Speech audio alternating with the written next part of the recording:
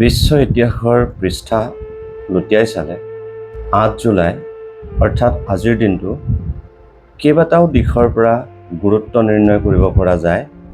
ইয়াৰ ভিতৰত মোৰ আজিৰ এই ভিডিঅ'টিত অতি চমুকৈ বৰ্ণনা কৰিম ভাস্কো ডি গামাৰ 1497 চনৰ যিটো ভাৰত অভিমুখী নৌ অভিযান আৰু তেওঁ কেপ অফ গুড হপ নামৰ যিটো সাগৰীয় পথ আৱিষ্কাৰ কৰিছিলে, আৱিষ্কাৰ কৰা সেই সাগৰীয় পথটোৰ পৰৱৰ্তী সময়ত প্ৰাচ্য আৰু পাশ্চাত্যৰ মাজত কিমান এটা গুৰুত্বপূৰ্ণ পথ হিচাপে পৰিগণিত হৈছিলে, সেই সকলোখিনি কথা সবিশেষ আজিৰ এই ভিডিঅ'টিত আপোনালোকক অৱগত কৰিম।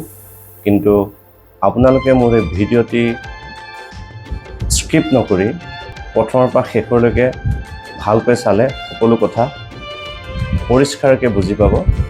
ভাস্কো ডি গামা নামৰ যিজন পৰ্তুগীজ নেভেল ভয়েজ, তেওঁ পশ্চিম ইউৰোপৰ পৰ্তুগীজৰ লিছবন নামৰ ঠাইৰ পৰা এক নৌযাত্ৰা আৰম্ভ কৰিছিলে আৰু লিছবনৰ পৰা এখন কাৰ্গো জাহাজেৰে নৌযাত্ৰা আৰম্ভ কৰি প্ৰাচ্যৰ বিশেষকৈ ভাৰতবৰ্ষৰ দক্ষিণ পশ্চিম ভাৰতৰ বৰ্তমান কেৰেলাৰ কালিকট বা কোঝিকোড নামৰ ঠাইত উপস্থিত হৈছিলহি ৮ জুলাই অৰ্থাৎ আজিৰ এই দিনটোতে।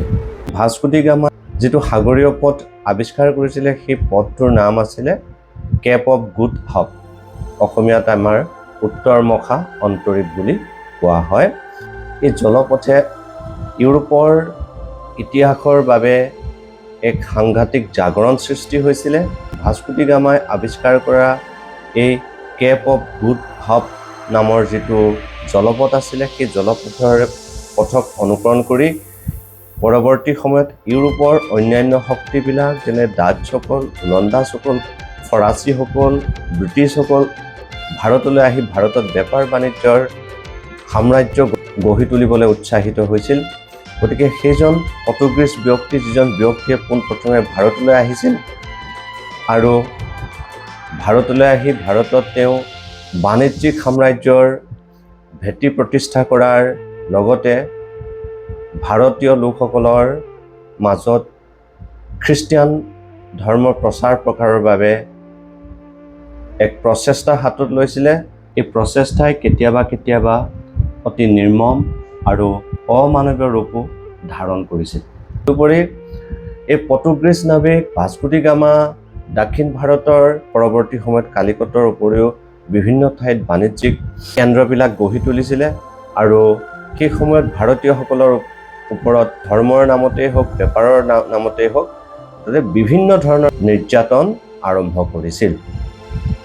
যাই নহওক 1497 চনৰ পৰা 1499 চন পৰ্যন্ত তেওঁ ভাৰতলৈ কেইবাবাৰো এই উত্তৰমুখা অন্তৰীপ বা কেপ অফ গুড হপ যিটো চি ৰুট আছিলে, সেই চি ৰুটেৰে আহ যাহ কৰিছিলে। প্ৰাচ্য আৰু পাশ্চাত্যৰ মাজত যোগসূত্ৰ সূচনা হোৱাৰ ক্ষেত্ৰত, এটা নতুন যুগ সূচনা হোৱাৰ ক্ষেত্ৰত আজিৰ এই ৮ জুলাই দিনটোৰ বিশেষ গুৰুত্ব দেখিবলৈ পোৱা যায়।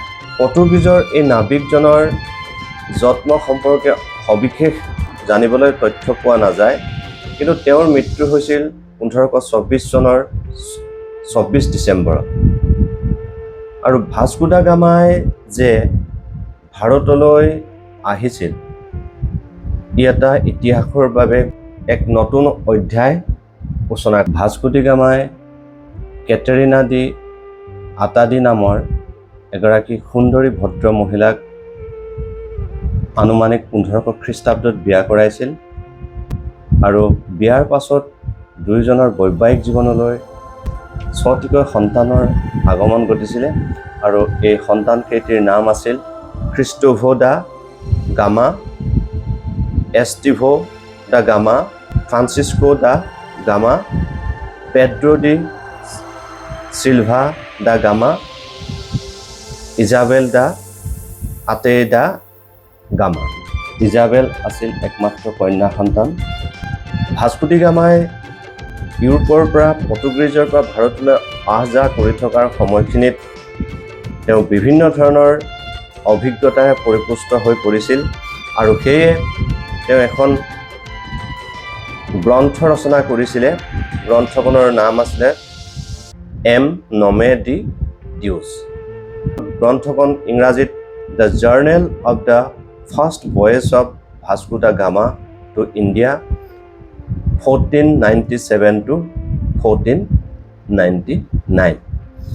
ভাস্কো ডি গামাই আৱিষ্কাৰ কৰা এই সাগৰীয় পথৰ বাবে ইউৰোপৰ অন্যান্য শক্তিবোৰে ভাৰতলৈ আহিবলৈ অনুপ্ৰাণিত হৈছিল আৰু পৰৱৰ্তী সময়ত ভাৰত পাশ্চাত্যৰ দেশবোৰৰ বাবে এখন উন্মুক্ত বজাৰলৈ ৰূপান্তৰিত হৈছিল। গতিকে 8 জুলাইৰ এই দিনটোৰ বাবে ভাস্কো ডি গামাৰ প্ৰসংগটো মাজলৈ আনিব লগা হ'ল। বন্ধুসকল, আজিৰ মোৰ এই ভিডিঅ'টো চাই কেনে লাগিল? যদি আপোনালোকৰ ন্যূনতম হ'লেও কিবা কামত অহা যেন ধাৰণা হৈছে, তেন্তে মোৰ গণদৰ্পণ নামৰ যিটো চেনেল, এই চেনেলটো ছাবস্ক্ৰাইব, ফ'ল' আৰু লাইক কৰিবলৈ নাপাহৰিব। কাৰণ আপোনালোকৰ লাইক, শ্বেয়াৰ আৰু ছাবস্ক্ৰাইবৰ বাবে আমি তেনেকুৱা ধৰণৰ ভিডিঅ'বিলাক প্ৰস্তুত কৰিবলৈ উৎসাহ পাওঁ। আপোনালোকক এইখিনি অনুৰোধ জনাই মই প্ৰণৱ পাথুৰীয়ে আজিলৈ আপোনালোকৰ পৰা বিদায় মাগিছোঁ। ধন্যবাদ।